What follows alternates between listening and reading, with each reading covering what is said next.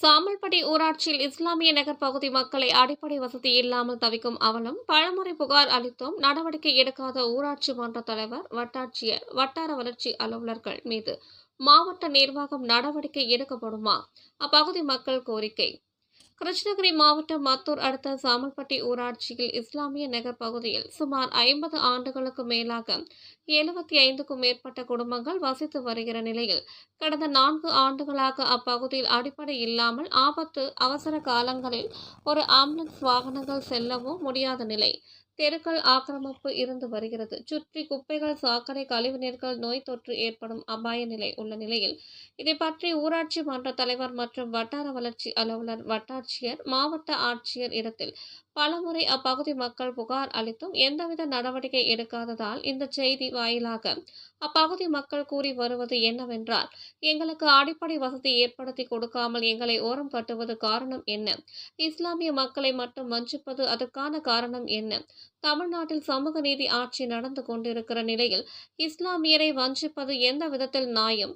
மேலும் இதை ஆய்வு செய்த மாவட்ட ஆட்சியர் அவர்கள் உரிய நடவடிக்கை எடுத்து இந்த பகுதியில் வாழும் மக்களை நோய் தொற்று இல்லாமல் அடிப்படை வசதிகளை செய்து தர தவறினால் விரைவில் மாவட்ட ஆட்சியர் அலுவலகம் எதிரே மக்களை ஒன்று திரட்டி கவன ஈர்ப்பு ஆர்ப்பாட்டம் நடத்துவோம் என்று மனிதநேய மக்கள் கட்சி சார்பில் மாவட்ட செயலாளர் பேட்டி மூலம் அறிக்கை விடுத்திருக்கிறார். மக்களின் கோரிக்கை நிறைவேற்றப்படுமா என்பது பொறுத்திருந்து பார்ப்போம் என்பதைப் போல இந்த பகுதியில் இருக்கின்ற இப்போது இந்த தொடர்ந்து டெங்கு, மலேரியா ஆகிய அந்த காய்ச்சல் எல்லாம் பரவி வருகிறது. எந்தவிதமான சுகாதாரமும் இந்த பகுதியில் இல்லை.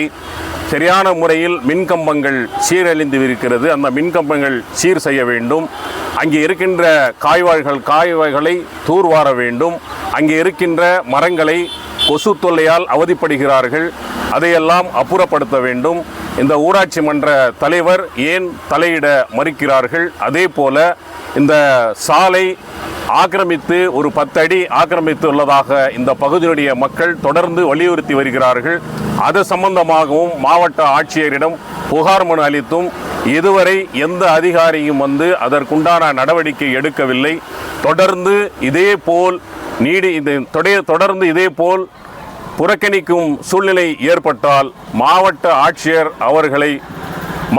ஆட்சியர் அலுவலகம் முன்பு கவன ஈர்ப்பு மக்களை திரட்டி ஆர்ப்பாட்டம் நடைபெறும் என்பதை மனிதநேய மக்கள் கட்சியின் சார்பில் மாவட்ட தலைவராகிய நான் நூர் முகமது தெரிவித்துக் கொள்கிறேன்.